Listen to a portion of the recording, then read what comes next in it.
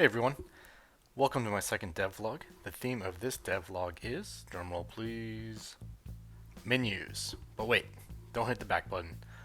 Learn a new language while playing a video game. The focus of my work lately was setting up menus and creating settings options, but in working through that, there were some other features that I implemented. Language learning mode is definitely the one I'm most excited to share, but that is until later in the video, so I don't blame you if you want to jump ahead to that. Customized controls was another big task, but from the player's perspective, that is a pretty standard feature. Before we jump into it, I'm not going to recap a bunch of stuff in the first devlog, but I did want to address the question of what game is this, as that's a pretty valid question for this devlog. The next one should be focused more on the Level 1 remake, but this is Survive the Day, which is like the franchise name, and my plan is to first redo Level 1 of Survive the Day and then Level 2. These are both free little games on my website in itch.io, played in browser. Then I'm going to start on a new game. So I'm planning to use the same project file for all three. So everything you see here is basically working towards all three of those. And then just to comment on the other two items on this roadmap, the one on the far left is a music video, which is done and can be found on YouTube. And I still want to do a small update for Dave Man, which was released like 4 years ago, somewhere along the way, but neither of those two relate to this video. Before jumping to the menus, there's a couple other things I wanted to share. First is the desktop backgrounds on the computer screens. This is definitely something that if I was on a timeline or launch date I was working towards, I'd be like, this isn't important at all, so I'm not going to spend time on it. But I've promised myself I'm not going to have that mentality. And one night, I really just wanted to see what kind of backgrounds I could come up with on this tiny 11 by 5 pixel canvas. I ended up making almost 10 of them. And adding little touches like this brings me such joy that it actually makes me more motivated to spend time working on the game. So I think it works out better than prioritizing a to-do list, and it's definitely more fun. So yeah, just wanted to share these screens. And are there any that remind you of some old desktop backgrounds? Between the last devlog and now, there was some features that I improved, fixed, or code refactored.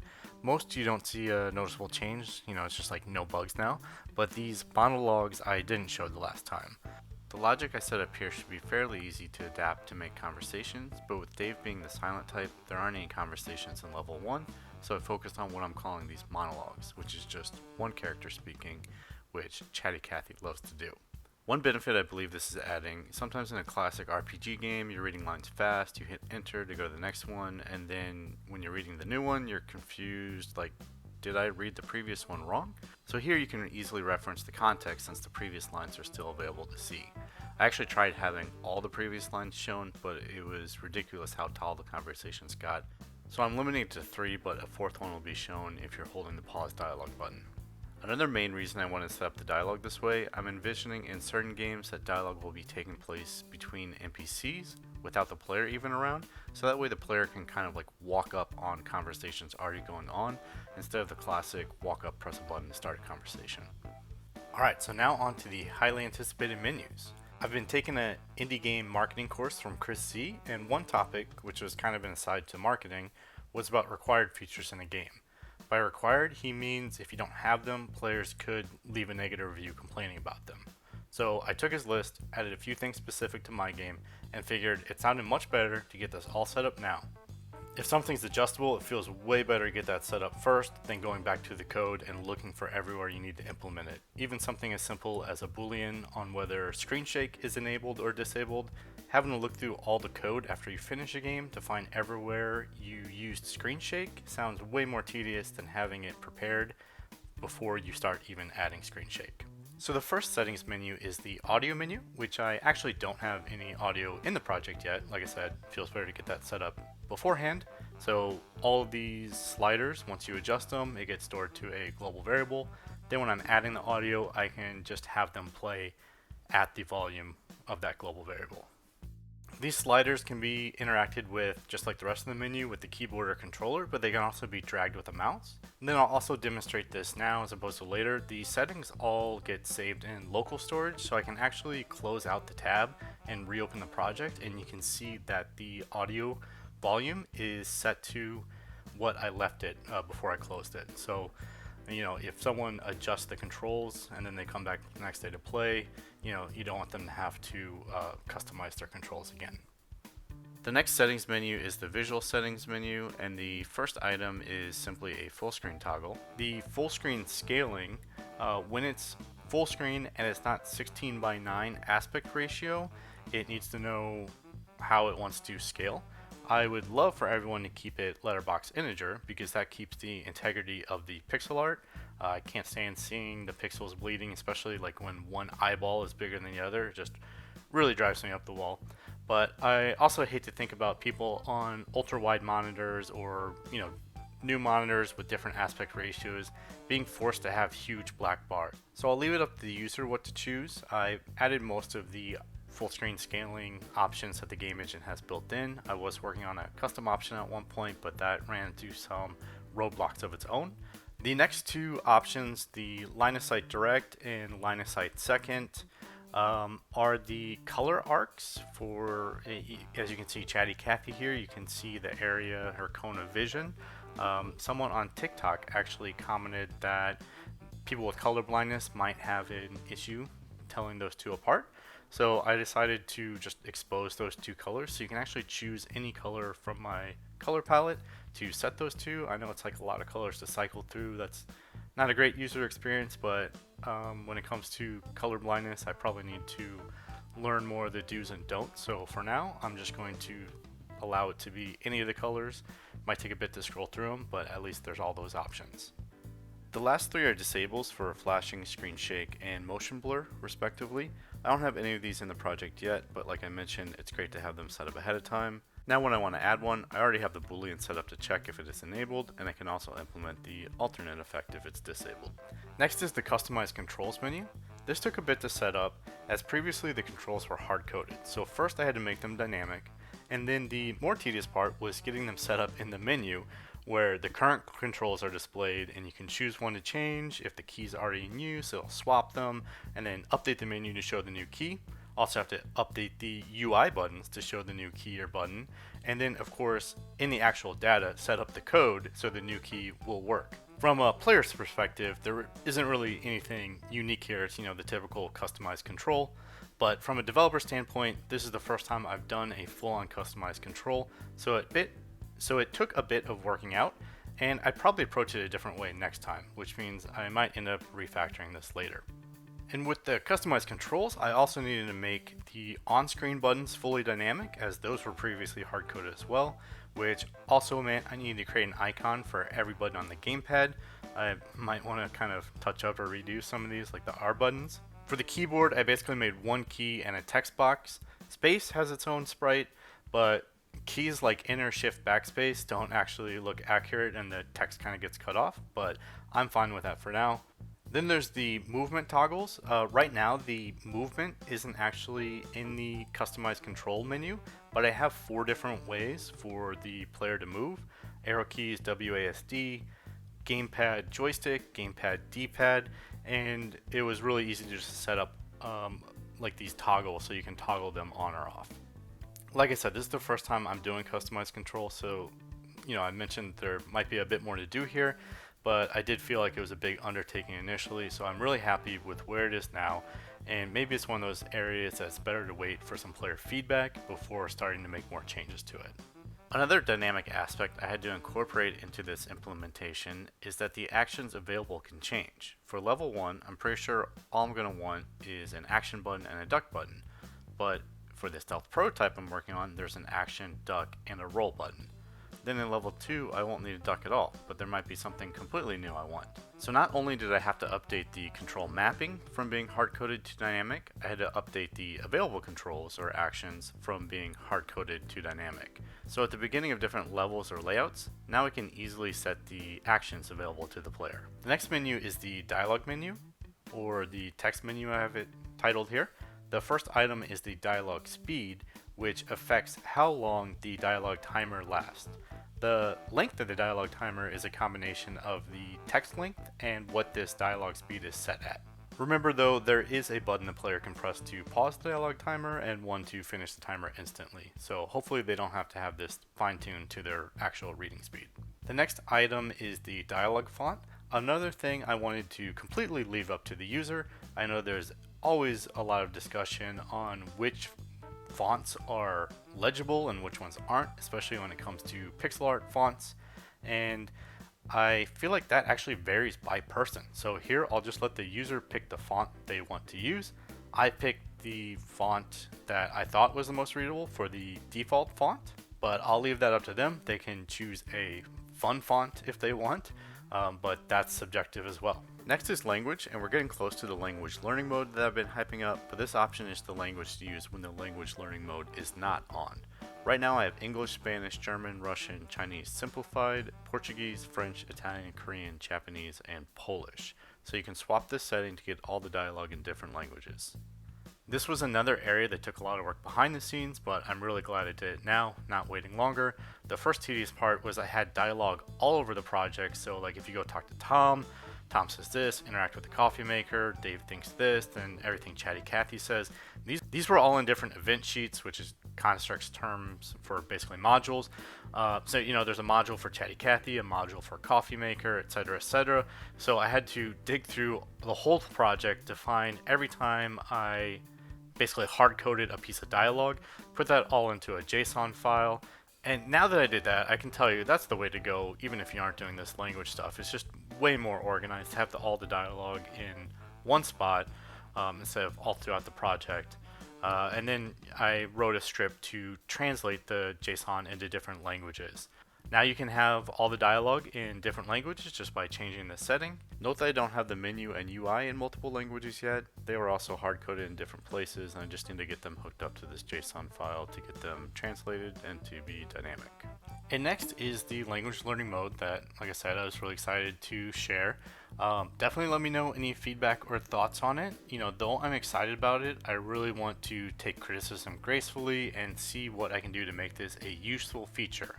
I actually thought about keeping this feature a secret until I'm somewhere near announcing a game and some point strategically in the marketing and in a commercial game be like, hey, you can actually learn a new language by playing my game. Just because I haven't seen this feature used before, so I thought it might be a unique selling point. But instead of doing that, I wanted to get this in the user's hand as early as I can and get feedback, because I definitely don't want it to be like a false promise type of thing. The idea came from hearing people say they've learned English by watching American television, which at first I thought that sounded kind of crazy that, someone can do that just by watching television, learn a new language. But after hearing it multiple times, I thought about it's not that crazy. How much time do you spend in front of the TV if you're constantly, kind of getting barraged with a language, you start picking it up. And so I just thought what else do a lot of people spend time on? Playing Lou Bagel video games, of course. It's hours and hours on end. So I thought, what if someone can just get exposed to a new language while playing a game, having fun playing a game and you get exposed to a new language. So how I implement this in the game, since I'm not doing voice acting where you hear it in one language, you can read it in your native language or something like that, I figured the best way is to show them the foreign language first, or the language they're wanting to learn. They can try to read it. If they struggle a bit, or they have no clue at all, or they just want to double check to confirm, they think they know it but they want to confirm it, they can simply hold the button to see the translation. I've been doing some Duolingo in multiple languages, and I've already had some fun seeing what I can recognize in these different languages. And I know this is all visual, it's not audible, it's machine translated instead of native speakers or native writers. So this definitely isn't the same as learning English from American television that I alluded to in the inspiration. But what do you think? Personally, I think this is better than nothing. I'm not going to promise my game's going to make you fluent in a language. I think it's kind of crazy to say, hey, play a video game, become fluent in a language. But I just think the more places you can practice and the bigger variety, the better it is. Just the more options and the more you get to experience it. Anyway, let me know what you think. I think it's just kind of a fun feature, but I definitely want to hear people's feedback before I start, like I said, making false promises that, hey, this is a useful thing. To wrap up the menus is the UI settings menu. Right now, the only thing on the UI are the on-screen buttons. The first option is to simply toggle the entire UI on or off. The button type is whether the on-screen buttons are keyboard controls or gamepad controls. So you can either choose keyboard or gamepad. It starts on detect, which will just, detect the last input and switch to that. But I thought people might want to change it to always show one or the other, in case they're using the gamepad and then they accidentally press something on the keyboard, they don't want it switching while they're playing. And then there's the UI scale. At first, I didn't want to add this because, you scale it down, it could start doing the pixel smushing together and make the text not very legible. But I also thought about on like oversized monitors or like hooking this up to a TV, the UI could look huge. So I'll just leave it to the user. If they scale it down and they can't read it, that's on them. They can just make it bigger again. So that wraps up the menus, and the last thing I want to share with you is this animation of Chatty Cathy waiting in the break room. I know it's just like one animation, so it's like, okay, what's the big deal? I mean, hopefully it looks nice, but why is this a whole topic? And it is just one animation, but it kind of like gave me a mentality shift. Before, I just had Chatty Cathy kind of like standing in the break room, like she was talking to herself, thinking to herself. So it wasn't like, oh, what's she doing? But the visual of it is just like standing there. That's unrealistic, and it also has no character to it. So this animation, it's pretty simple. It's pretty quick to do, but it just gave me such a better, satisfying feeling of like, oh, she has some character to her, and just like this like antsy like tapping her foot like, oh, I can't wait for someone to come, and like looking at the door. So it just kind of gave me a mentality shift of like, yeah, even if things are like, workable or okay right now, I just really need to look for opportunities to give each character, more unique traits or personalities. And that usually, I mean, part of that's in the dialogue. That's what I've kind of been relying on before, but I have confidence in animation now. I need to start looking to make these little animations to portray their character visually as well. So yeah, just kind of mentality shift, and it kind of goes along with the mentality. I think I brought it up at the beginning with the computer screens. Is I'm not focused on a timeline or a launch date, because if when I do that, I leave things at like okay or good, and I don't go back and be like, okay, well, what can I do, to make this great? Like, she stands around in the break room. She's probably not even on the screen half the time because you're walking around up by the cubicles, you can't see her, but and it works. But adding this really kind of portrays the character of her, and like, oh man, she's like really antsy, ready to go, and I need to just kind of look for those opportunities to go back in and do what I can to take it to the next level. So that's why I'm leaving off on this. The first level remake, just has what you see here with Tom and Dave and Chatty Cathy. So I kind of already have that set. I am gonna look for other opportunities to add some stuff with Chatty Cathy as she's looking for Dave, and some other noticing the coffee maker turned on. So I'm looking to add some stuff there, but thinking about the next level, survive the day 2, where with Nate and his donuts. I think there's a lot of opportunity there to really just add some of this, because for the most part, if you can go play Survive the Day level 2 on itch.io or my website right now, obviously the original version. But basically every character is just standing around. Tom's mopping. I think Chatty Cathy might be sitting. But like Nate Manuel and Glenn, for example, are just like standing there the entire game. So I can definitely kind of maybe define their characters a bit more, have them doing some more animations depending on what's going on, or give them more stuff to do, and not just leave it as like, oh, it works, because you don't need these animations for the game, but kind of like telling a story or setting a scene. These help a lot, and that's kind of what I'm more focused on now, as I'm getting into the like story writing for my next commercial release. Really trying to think of ways I can make it visually interesting, tell the story visually. So yeah, I don't know. I just wanted to end on this and kind of like hopefully this will go into the next next few devlogs on like actually bringing this to life. And that's it for this devlog. So thank you for watching. Please let me know any feedback, especially on the language learning mode that I mentioned, but just on the game in general, on anything, on the devlog format. This one I went a little bit longer than I had the instinct to, but I just kind of felt like talking about everything. I know menus aren't the most exciting thing, but I just kind of felt like sharing, some of my thoughts or reasons why I did things or things going on behind the scenes since visually, I guess, you only see the menus. I am thinking about kind of doing a more concise, like entertaining format next time, kind of keep it shorter and just try to show more visually appealing stuff.